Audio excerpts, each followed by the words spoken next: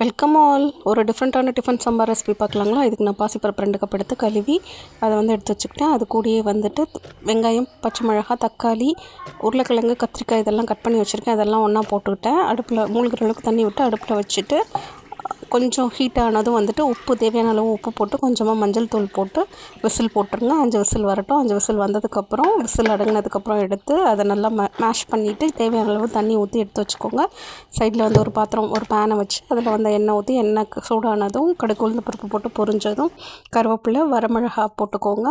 கொஞ்சமாக சீரகம் ஆட் பண்ணி எல்லாம் பொரிஞ்சு வந்ததுக்கப்புறம் பார்த்திங்கன்னா நீங்கள் கலந்து வச்சுருக்க சாம்பார் அப்படியே அதில் கொட்டிடுங்க. நல்லா கொதிச்சு வரட்டும்.